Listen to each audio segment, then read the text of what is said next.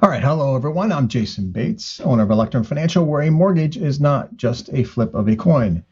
And today I've got 3 things that will help you get approved for a home loan rather than be disappointed and not get approved for a home loan. So if you're new to the channel, please reach out, subscribe, tell your friends and family. If you're looking to purchase or refinance a home, I would love to be your lender of choice.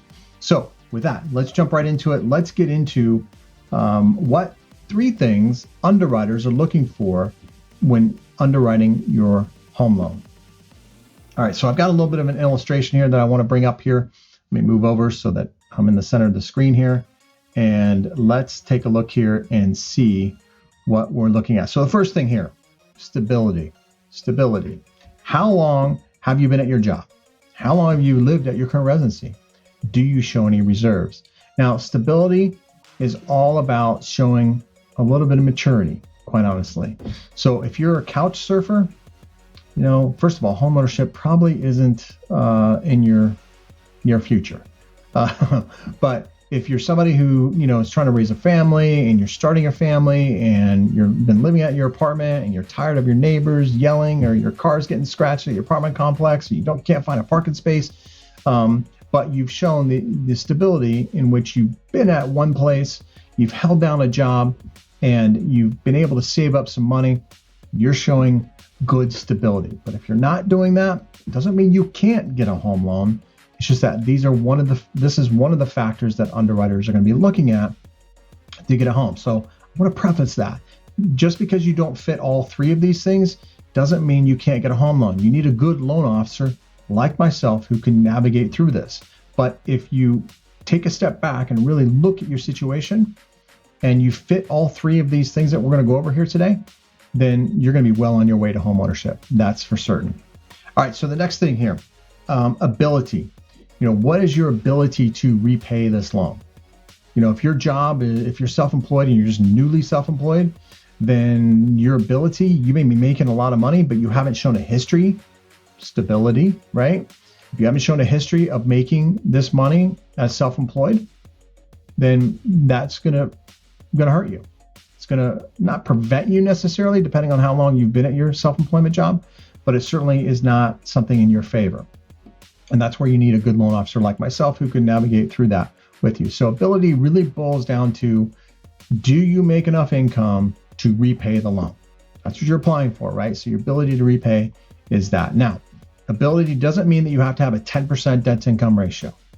I've seen debt ratios as high as 55, even above 55% with some loans. So debt ratio is not the only contributing factor, or the ability to repay is not the only contributing factor of whether or not you can purchase a home. But it is one of the things that the underwriters are going to be looking at pretty heavily and scrutinizing your loan application. All right, so next thing, intent. What is your intent? Now, it's not the intent about living in the home, if it's an investment property, second home, primary home, whatever. It's not that. It's, what does your credit look like? How dedicated have you been to your credit obligations in the past? And does your credit reflect your commitment to repay the new loan? If you've got student loans that are in default, if you've got credit cards that are in default, or if you've got, even auto loans that are in default, maybe a bankruptcy in your past, maybe a forbearance as of recently. These things are indicators of your intent. Now, we all know nobody wants to fall on hard times and not be able to repay a loan or not repay an obligation that you've committed to. We get that. That comes back to some stability, right? Because if you hurt yourself and you couldn't work, then stability would show that you've got some reserves, you've saved up some money, and you're still able to make your mortgage payment. So these all 3 of these things kind of intertwine with one another. So stability, ability, and intent. These are the first things when I'm taking an application with you, and the questions I'm going to ask you, these are the things that we're going to cover, because I need to know what you're up against when applying for a home loan. Some lenders are better than others. Some underwriters are more sympathetic than others. Some have different programs that allow for different flexibility within these guidelines than others. So stability, ability, and intent. Intent is really easy, right? Got to pay your bills on time. Got to do that. First of all, it affects your credit score, right? But just because you have a low credit score doesn't mean you can't get a home either. You still can get a home. There are many situations out there where I've had individuals who are recently divorced and the spouse, just as a vindictive kind of thing, doesn't pay a payment. It's on the divorce decree. It hurts the credit score. Credit score drops like a rock, right? But that isn't a reflection of the actual individual applying for the home loan. Their intent is good, right? But the spouse isn't making the payments that are reflective on their credit report. So, intent is all about you, not necessarily a spouse. So credit scores, lower credit scores still can be done, still can get you in a home, but underwriters are going to be looking at that pretty heavily. So I hope that gives you some insight as to what underwriters are looking for when applying for a home loan, or when you're applying for a home loan, because we want to set you up for success, not failure. Don't forget to hit that subscribe button. Appreciate that support.